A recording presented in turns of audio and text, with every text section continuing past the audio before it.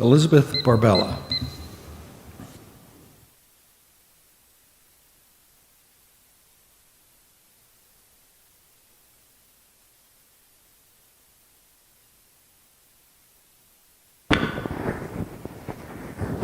Good morning, Commissioners. Elizabeth Barbella, President and CEO of the Community Foundation Martin St. Lucie.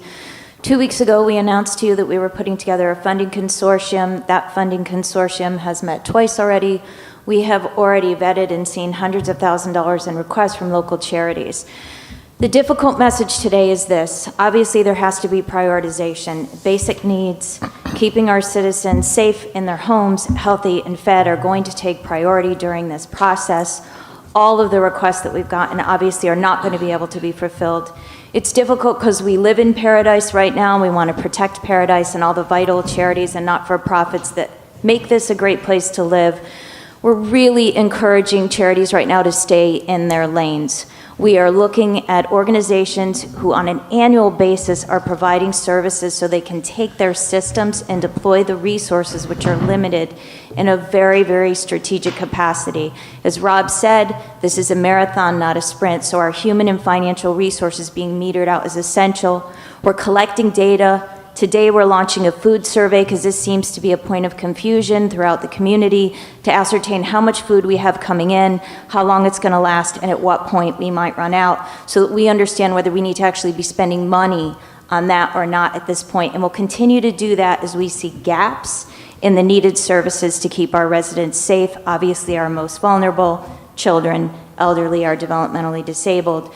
So this group, which has now grown to 12 public and private funding entities in the community, will continue to look through that lens, knowing that when we make it through this, we will help pick up those other charities that are vital to our community and try to help them move forward. But right now, looking to sustain those that are on the front lines, the first responder organizations that can rapidly deploy resources to our citizens is going to be the focus for this group.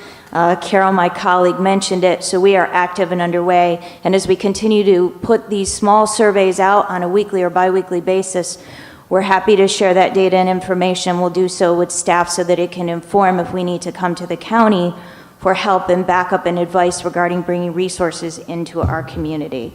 So we're working really hard to make this an organized and coordinated system with a high level of communication. So thank you to all the funding partners, and thank you to all of you for your interest in this, and we will keep you informed. Thank you so much. Yes.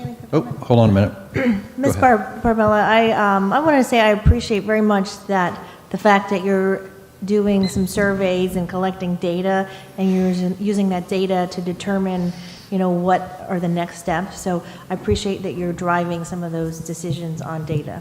Thank you. We're just encouraging those who are listening, who are being asked for that data, to respond as soon as possible. We can only react based on factual information, so it requires everybody's participation to deploy the resources properly.